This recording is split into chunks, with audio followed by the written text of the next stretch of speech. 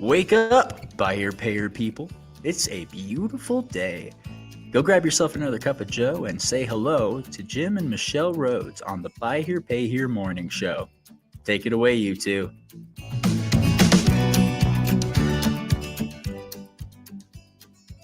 Well, good morning from Clearwater, Florida. We're happy to have with us today a special guest, a returning guest, Tommy Brandis. I've got him kind of sitting backstage for just a minute while I just make a couple of quick announcements. Special thanks again to Brett Buick for joining us on Monday. And I lost where I was for just a moment there. So, yeah, thanks again, Brett, for being in with us on Monday. We did talk about reinsurance at some length there, and I want to ask Tommy today his thoughts on reinsurance as well. I know he's involved in that as well. And then we got Jason March. I've not confirmed Jason, the dealer out of Jacksonville, Florida. We want to just firm that up, but I think he's going to join us on Friday, so look for that. And then we're releasing information on the ad space. We're actually offering ads for the BHPH Town Hall that's coming up with Tommy. We're going to talk about that with Tommy here in a bit. But yeah, it's just be aware that we're starting to release the information on how to purchase ads. So for those of you listening as a vendor in our space, you want to get in there and advertise to this pilot event, then just reach out, and you should have an email from us. And if you don't, then just reach out. But let me bring Tommy into the conversation here. You connected there, Tommy? Yes, I am. Good morning, Jim. Good morning, everybody. So it looks like it's working. I mean, we've got folks listening. I shared with you by text this morning that something's different about the broadcast thing on Facebook. I don't know if it's something I did. We'll find out if Facebook made some changes, but the pre-broadcast into the private groups, including the success group, they're just different. I want to believe they're working the same as always, but we just want to make sure that it's connecting. People are able to get in there through the Facebook group. So I'll try to monitor the comments, and let's see who we got in here. Bill Elizondo says, good morning from DC. Good morning, Bill. So it looks like he's on Facebook. So he found us over there. So maybe we're good, Tommy. Morning, Bill. So maybe tell me, you said you didn't make the policy conference after all. You had something come up. And so I do want to talk to you, though, about, we're on a White Hat Wednesday. And I should make sure our listeners, if they haven't heard this before, Tommy was among the few dealers that we awarded with when Michelle and I issued our first round of White Hat Dealer Awards. Tommy was amongst the recipients, and he was at that time just about to celebrate 30 years in the business. You did that in May, right, Tommy? June 1st, to be exact. Yes. Yeah, cool. So, yeah, obviously for today being a White Hat thing with you, being able to sit in, I wanted to have a chance to talk more specifically. I mean, we talk about White Hat every Wednesday in some form or fashion, but, you're a guy who understands it in a way that, I'm trying all the time to help dealers kind of understand where we're coming from on that and why we think it's important. And people can argue about whether or not, these qualities are essential. We think they're important for business. And so, in fact, let me start something here, Tommy, on the screen. I don't know if you're being able to see the streaming banners on the screen, but let me show you something. Let's take this one down quickly. This is where we miss Michelle. She's the technician. I'm going to watch. I don't know if she'll join today. It's unlikely. She'll appreciate to hear that. Yeah. No, she's definitely needed on the team when it comes to these kind of things, but I don't know if it's going to. There we go. Yeah, it's streaming at the bottom there, but I created some language around the White Hat way, and I'm really just trying to help dealers understand why I chose the White Hat thing. I mean, I had a white hat cowboy theme in my own dealership years ago, and it's quite purposeful, and it really has a lot to do with my upbringing, being around not just cowboys, but also, just farmers and ranchers in the area that I grew up in, and what I came to understand as, integrity and character and authenticity and all those kind of things. that's kind of what this white hat concept is all wrapped in, you know. And then we meet dealers like you who are out there living it. I mean, you just do it. You don't brag about it. You don't you don't claim to be white hat. You just do it day in and day out. So that's why I look forward to kind of finding out from you. Are you able to see the words that we're streaming? Like the first one's, I think, is integrity. Yep, I got it all. Yeah, it's working well. Nice. Okay. So yeah, just talk to me about what you kind of how you view that. If you're meeting a new dealer and you're trying to help them understand, what it means to be a dealer for and celebrate 30 years like you just did, what do you feel like are the things that they need to understand about how to have that sort of longevity in this business? Well, I said it, I've said it 1,000 times. We are in the car business to create a relationship business. Mm-hmm. And when you've been in the business as long as I have, and as long as a lot of the people listening have, 30 years ago, there was no internet. Your form of advertising was the local penny pincher paper. Mm-hmm. And you had a 5 to 10 mile lending radius. So people knew your customers. There was no credit cards, no online payments. You knew your customers, right? And your customers knew you. So when you went to the local bar or the farmer's market or the Walmart, I don't even think there was Walmarts back then. You had to engage with your customers on a daily basis as a friend and someone who also was providing them transportation. So you just had to treat them in a way that you wanted to be treated, where you didn't get punched in the mouth when you went to go grocery shopping. So yeah. So from your standpoint, it's a little bit of self-preservation. So I think it's a little bit all, in Yeah. today's world, everybody's a keyboard warrior, Yeah. No. keyboard critic or whatever you want to call it. But, back then you couldn't be. Everybody came in every week to make their payment and you had to treat them like you wanted to be treated. Right. Hey, good morning, Jeff Fulton. I remember your name, Jeff. I want to say, are you in Missouri? He's also marked 30 years as of August. So are you? God bless you, Jeff. Yeah. So, and I see George Spad is with us this morning. Good morning, George. I'm glad to know that we connected successfully out there to our listeners. So, yeah. So for me, I can kind of share a little bit about, and we obviously meet a lot of dealers who are out there living the stuff that you're talking about. And, I think it's one thing to kind of self-proclaim yourself as a person of integrity or whatever. It's another thing just to show it. Like that's, and if I'm right about Jeff Fulton in Missouri's the show me state, right? It's like, just show me, just, live it, go out there and do it every day. And so that's the way that I'm really, when I think about these cowboy types, Tommy, from back in growing up in Western Oklahoma, that's farm country. This is where I developed my ideas around, good fences and what that really means in that country and what it means to all of us in business relationships and everything else. What that's kind of emblematic of is this idea that, clear understandings and have a, in that case, there's clear boundaries.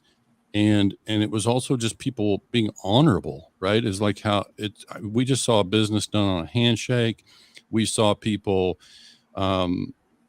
show up to help without a phone call. Like, if there was a storm and somebody's fences were down and cattle were out, I mean, you didn't call the neighbors. They just knew and they showed up. It's like, that's the kind of stuff that I'm talking about when it comes to just integrity of people just and having strong character. And that's what I think really serves us well in this industry. And I've been asking a lot, Tommy, and I know the answer with you, but when I ask the dealers in an audience or wherever I might be, do you truly care about the success of your customer? It's a simple question. Do you care whether your customer is successful? Of course. Now, I want to talk about this. The part I don't talk about enough is profitability and cash flow. Of course, the dealer has every right to be profitable and enjoy positive cash flow. I'm not suggesting that is something we put aside. We take a risk being in this business. We as dealers deserve to be paid well for that risk.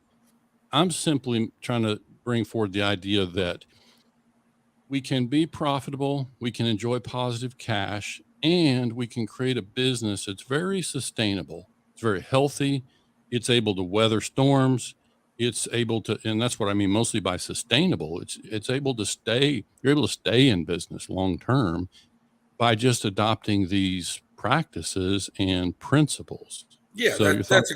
that's exactly right. I mean, if you focus on your presentation to the customer and what you're bringing to the community, Mhm. and not focus on the cash flow and the profit. The Right. cash flow and profit are automatic. It's Mhm. almost. I've seen a lot of people do this business a lot of different ways, and I've seen a lot of people do it poorly and Mhm. still make good money. Sure. So so it comes down it comes down to really being a pillar of the community, Mhm. and helping everybody. If you can provide transportation to those people in the community, those people are going to work in your community, and they're building up your community and making your community better. Right. So you got to kind of look at it big picture as opposed to just the bottom line of that customer or your portfolio. Yeah, and community is probably where I was going when I think about things like goodwill and generosity.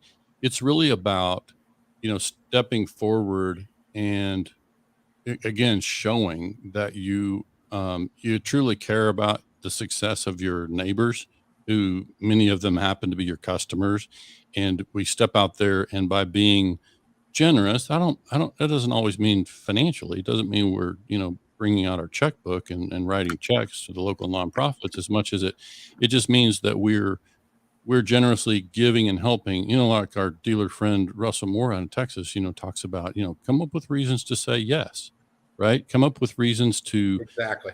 help the customer. And so that's another level of generosity that kind of comes through reinsurance, which I do want to take the opportunity. I'm always careful. Like, we're walking this fine line. We have a few vendors that come in, and we're trying to make sure everybody knows we're not in the business of pitching. We're not taking a sponsor on the morning show. We want dealers to understand this broadcast is really for them and for people to understand we're just trying to do what's good for dealers. And so if vendors have information that is helpful to dealers, then we want to hear about it. And so to that end, I would ask you, like, your own experience with reinsurance. How does it help you and serve in kind of this white hat capacity that we're talking about? It's interesting. I I didn't use it for a long time. I'm new to the reinsurance game, Hmm. and I understand the long term benefits, and tax savings that it is. But really, at the end of the day, having a lender, the biggest thing I found was that the lender will advance on your reinsurance.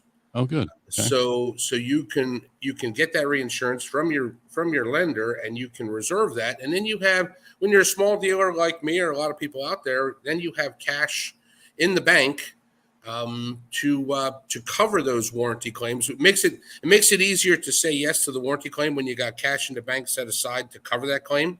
Right. When I ran a 6.6 out of my pocket for Hmm. since '94. Wow. And you get a couple. Back then it was easy to do a motor, but now I just did a Hyundai motor. I think it was like $4,500 Ouch. by the time you bought the motor and and Hmm. everything. So that reinsurance, and I'm small. I only put last month. I just sent nine contracts over. So when I see Okay. people, I'm not big enough for reinsurance. That's not true. Yeah. That money adds up, and then when something hits, you can help somebody. And then, Right. yeah, at the end of the day, there's going to be a big chunk of change in it, hopefully. And Yeah. but it's not. It's that myth of it. You have to be a big dealer is not true. Yeah. I'll show you. Like I said, nine. I might have 20 CPI deals right now that I started in the beginning of the year, and it's not that I push it to try to grow the business. I use it to help the customer. Right. That's And what I want offer to to hear the is customer. what does it mean to your customer? Like, if you just look at your reinsurance thing through your customer's eyes, what do you feel like that looks like from their side? Well, there's a little bit of peace of mind, that you're buying a used car, and I've never been shy to tell the customer at closing, this is a used car and it will break. Hmm. Right. I'm not saying it might break. I said it will break. We Hmm. have a 3-year, 3.5 year loan, and Yeah. and this car is going to break on you, and you're going to need to put tires and brakes and all those things in it. Hmm. Uh, but because you bought from us, you got a new PA inspection, and you either have the 12/12 or the 18/18 warranty, which covers your major repairs, and it gives them that peace of mind. Right. So I think, and you and I have been out there on this Facebook thing. I mean, you created, for those listening who aren't aware, Tommy is the one who created the BHPH Success Group several years ago. What'd you tell me, 2013 or something? Yeah. Yep. Okay. Yeah. Yeah. Probably, So been close to 10 years now. yeah, so that group's been around so now 3,500 members plus, and you've seen the conversations in that thread the same way I have, and we see dealers, and I certainly see customers out there through our dealers and being inside the threads of their dialogue with leads and things, conversations on Facebook in their messenger threads or whatever. We hear customers saying, they did business with another dealer who made promises, made claims of helping out, but then wouldn't follow through, after delivery. Exactly. So we can't know if that's true or not. That's just the customer's version of the story. But the reality is, we know that warranties are only as good as the people behind the warranty, right? I mean, you Correct. can Yeah, I think too many people. Well, I'm not going to say too many people, but there are people out there that use that warranty to repair a subpar car that they sold. Yeah. And that's not what it's. We all know that's not the right thing to do, but Yeah, but it happens. happens. And so I think the question becomes, it goes back to this integrity thing. It's like people say, okay, so they need to see, that you promise, but some customers hear you make that promise on the day of delivery, and they've had that promise from other dealers where the dealer didn't follow through, really would come up with a way to get around a warranty claim, or whatever, and not do the deal. But now, so I'm saying this is where integrity ties in for me. It's like when they feel comfortable with you and when they see you act quickly to resolve repair matters, then obviously that goes a long way toward customers seeing that you do it, you say it, you mean it, you follow through on it, right? Yeah, and that's the speed of following up and getting the car fixed is huge, as we all know. Right. It's we can take a day off. Most of us can take a day off work, and it doesn't make a difference. They take a day off work, and they're losing. They can't pay rent next month. Sure, so for sure. So it's huge that they have their car as fast as possible. Right. And I've talked plenty on this show in the past about this idea of fairness and consistency. To me, those kind of go hand in hand. We got kindness on there, which, listen to Gary Vaynerchuk. Gary V is out there talking about kindness in business. And so, you don't have to listen to Jim. I mean, just go out there, and there's other people saying it's good business to lead with kindness. And so all these things that we're talking about kind of tie back into that. Compassion and empathy. We talked a little bit about empathy on a prior White Hat Wednesday, but that to me is another one that is like, this is part of the white hat thing is, when we approach a customer empathetically, which everything I'm hearing you talk about with your warranty situation and the timeliness of repairs ties back to some level of empathy for their situation. Oh, correct. I've said it before. These people are survivors. They're going out there and figuring out how to grind, and how to live on a paycheck. Where some of us, hey, there's guys listening in DC right now, and I know what the meal costs in DC because my daughter goes to school down there. Oh yeah. So a meal of four with a nice bottle of red is more than a lot of these people make in a week. So so we have to be there for them, or we won't be there. Yeah, and again, I just think we need to show it. They can see on our face, like people can read body language, and this is not just true of you as a dealer, but the people that are representing you in your business every day.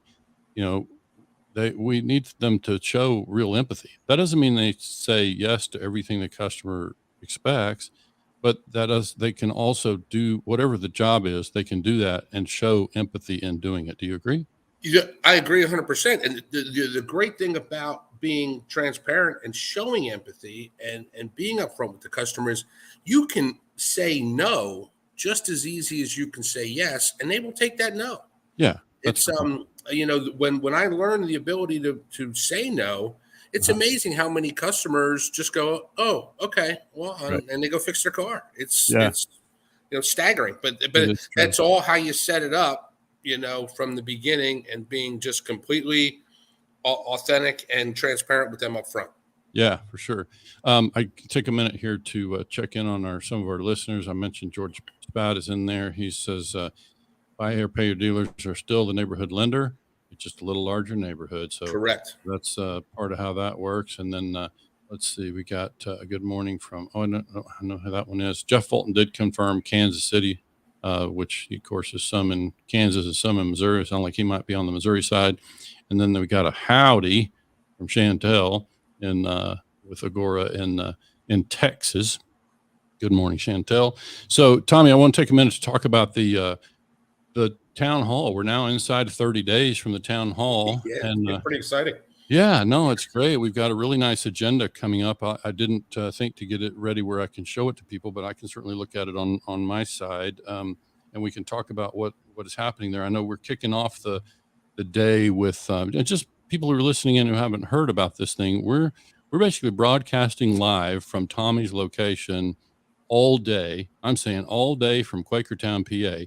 So we're going to be there basically kicking off the morning show at 9 a.m. And then we've got really a great lineup of subjects every hour on the hour. We're going live. Yeah, live from the garage. Nice. So this is going to be a fun event for us. This is kind of a pilot run for us with our BHPH Nation TV. And so we're, obviously going to take our podcasting to another level with live broadcasts and bring all the sessions from Tommy's garage. And we've got you've got some dealers coming in from the area that will participate in person.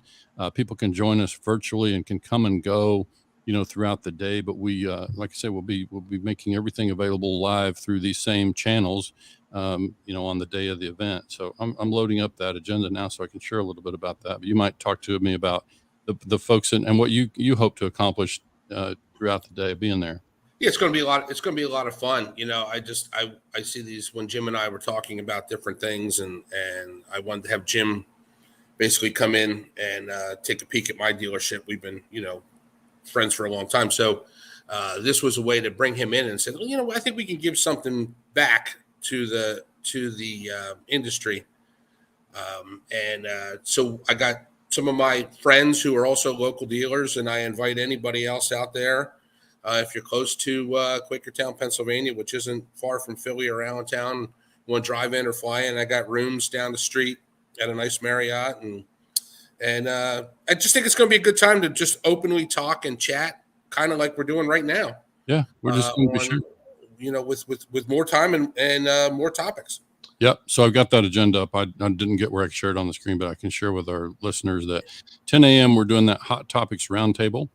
So we'll have both people in person and be able to bring in people from the virtual audience as well. At 11 a.m., how to keep customers engaged in this age of digital deliveries and online payments.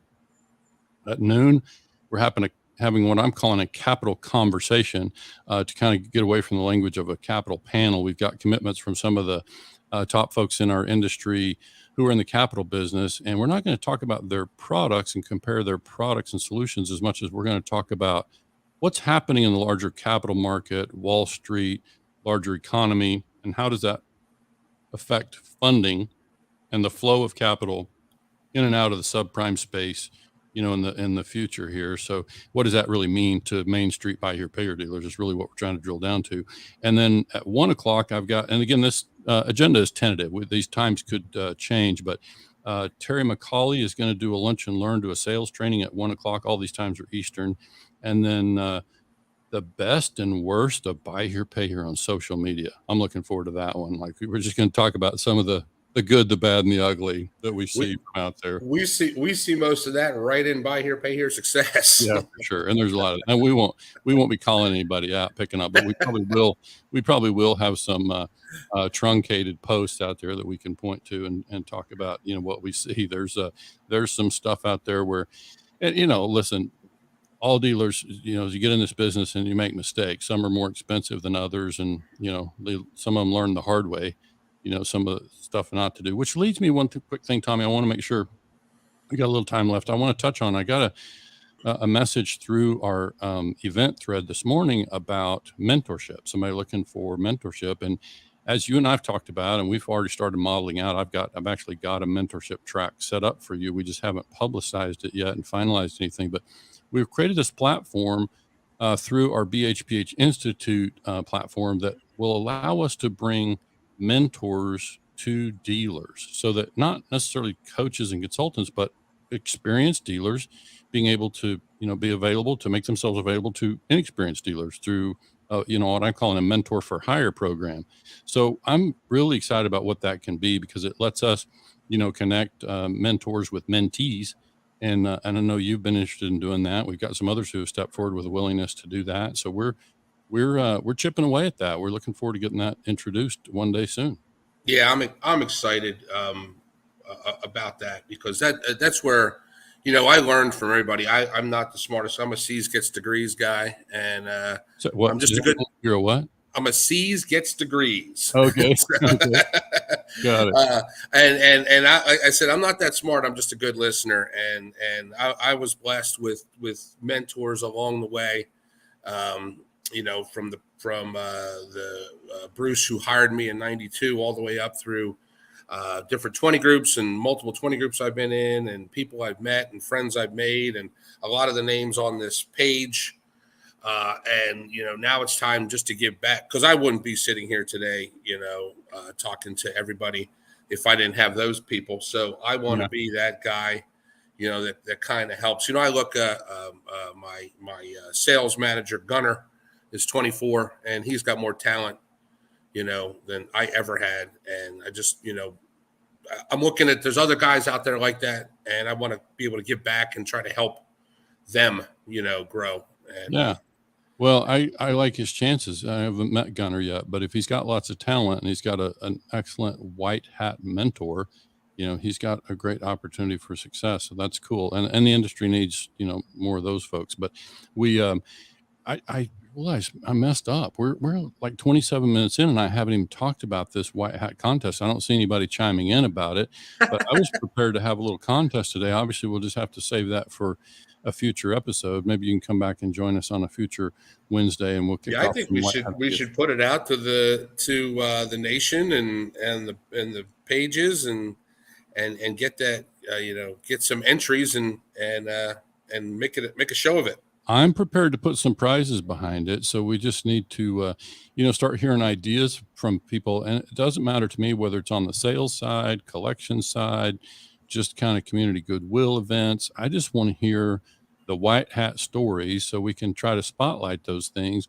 and help, folks who are new to it understand even better what we mean by, this sort of white hat approach to the business. And so, I look forward to that. Let's, we won't get a chance to, do anything very formally there today, but I do want to, start to bring forward some of those ideas. And by the way, after the show concludes, you can still, have those conversations in the threads on Facebook and YouTube, whatever. So by all means, if you have some ideas, let's talk about it. And we find some ideas, we'll probably invite those folks to the future broadcast. Yeah, that'd be great. That'd be great. But yeah, I think, again, our event with Tommy is set for October 19th. So we've been asking you to save the date for a while. If you're a vendor in this space and you want to advertise, we're doing 50-minute sessions. So there will be advertising blocks or spots between the sessions, and of course, before and after the show begins. And so we would ask people to reach out if they have an interest in that. And we're already emailing, many of those folks, of course, but by all means, reach out. Got to pay the bills. That's right. We got to stir things up. This just helps us go forward and spread the message even further. So right, exactly. Right. So that's what it's all about. But yeah, why don't I let you wrap up there? We'll let you get back to your work as a dealer. We know there's always something to do, right? Thank you, Jim. Yep. Thank you for having me. Everybody, go out and have a great day. Have fun. Of course. We'll let you go, and I'll catch up again soon. All right. Take care. Have a good one.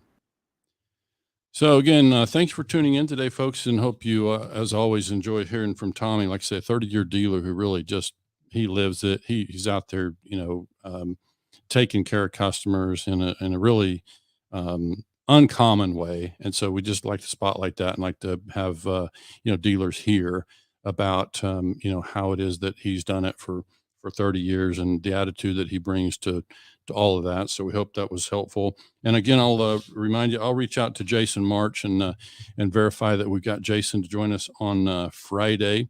And so again, and he's fresh off of the policy conference, so I want to hear all about that. But again, thanks for tuning in. Look for a future episode where we're going to get down to that White Hat Way contest. So again, thanks for tuning in, folks.